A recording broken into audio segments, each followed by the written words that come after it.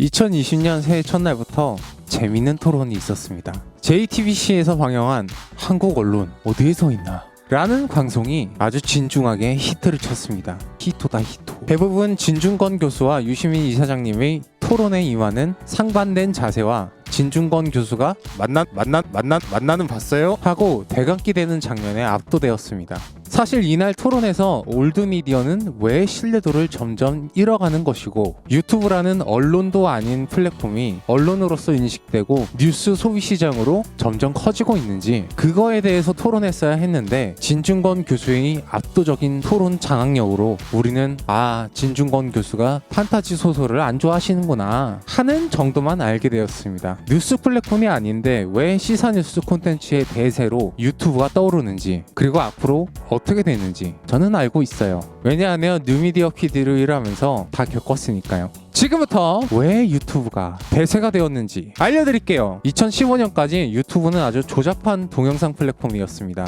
온갖 영상이 다 있었어요. 대부분 썸네일 낚시 영상이나 짜깁기 영상이 주를 이루었습니다. 지상파 예능에서 하이라이트 부분만 잘라서 어떻게든 인공지능에 안 걸리게 저작권을 피해가는 채널들이 많았습니다. 유튜버라는 직업도 그때는 인식이 별로 좋지 못했습니다. 그리고 언론사들은 유튜브를 견제하기 위해서 뉴스 이외에는 자신들의 방송을 올리지 않았습니다. 그러나 언론사들은 알고 있었습니다. 스마트폰이 보급되면서 뉴미디어의 시대가 올 것임을. 그래서 제일 먼저 한 것이 페이스북 페이지를 만들고 방송국 어플을 만드는 것이었어요. 먼저 방송국 어플이 처참하게 망했습니다. 왜냐하면 방송국마다 어플이 다 달라서 TV처럼 채널을 돌릴 수가 없었습니다. 불편한 데다가 공짜도 아니었어요. 다시 보기를 하려면 돈을 내야 했습니다. 그리고 지금 조선일보의 시브라더 채널처럼 공중파 방송국들은 모두 각자의 뉴미디어용 서브 채널도 만들어서 어플로 내놓았는데 이것도 진중하게 망했습니다. 왜냐하면 재미가 하나도 없었어요. 뉴미디어의 특성은 시청자와 콘텐츠 제작자의 소통에서 그 특별한 재미가 있는 건데 채팅도 댓글도 없이 그냥 짧기만 한 아이돌 홍보 영상 같은 걸 만드니까 당연히 사람들이 안 봤습니다. 그리고 그나마 페이스북은 사람들이 많이 봤어요. 보기 편했거든요. 그래서 각 방송국의 뉴미디어는 페이스북을 통해서 발전했습니다. 어플들은 싹 다 망했어요. 그런데 페이스북은 또 다른 문제점이 있었습니다. 그건 바로 돈이에요. 페이스북으로 따봉을 아무리 많이 받아도 따봉은 돈이 아니었습니다.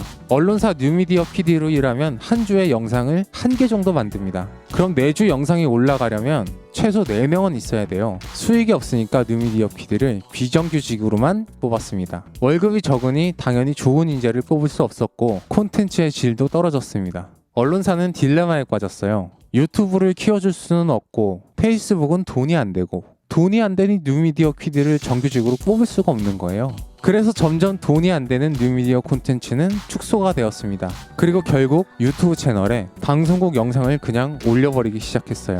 언론사들은 모두 유튜브에 졌습니다. 지상파와 종편 모두 유튜브에 있어요. 그러자 TV를 켤 이유가 없어졌습니다.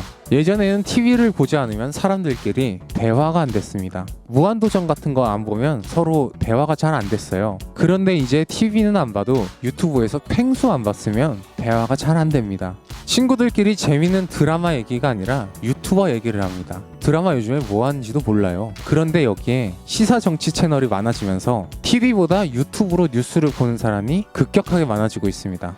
유튜브로 시사 정치 채널을 보는 사람들이 많아지자 여기에 대한 문제점으로 일명 필터 버블이라는 개념이 생겼어요. 이게 뭐냐 하면 유튜브 알고리즘이 정치 성향에 따라서 콘텐츠를 추천해주니까 알고리즘에 의해서 사용자가 내 취향의 영상만 보게 된다는 겁니다. 생각의 거품에 갇힌다는 거예요. 유튜브로 뉴스를 소비하면 사람이 아주 극단적으로 양극화된다는 겁니다. 올드미디어의 뉴스 편성은 정치적으로 중립을 지키기 때문에 다양한 뉴스가 나오는데 유튜브는 알고리즘이 이용자를 극단적으로 만든다는 이론입니다. 여기에 대한 조사가 또 한국언론진흥재단에서 발표한 유튜브 추천 알고리즘과 저널리즘이라는 조사서에 나옵니다. 결론은 유튜브가 그렇게 멍청하진 않다는 겁니다.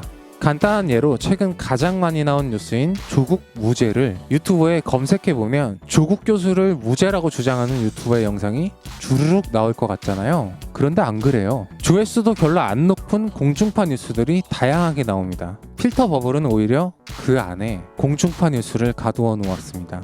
그래서 추천 영상도 공중파 뉴스가 훨씬 많습니다. 유튜브는 바보가 아닙니다. 그러면 알고리즘도 올드미디어 편인데 왜 뉴미디어 뉴스를 점점 더 많이 소비하는 것인가? 그건 한국의 전통 미디어가 2014년 4월 16일부터 아주 레거시하게 사실을 왜곡하는 보도를 했고 하고 있기 때문입니다.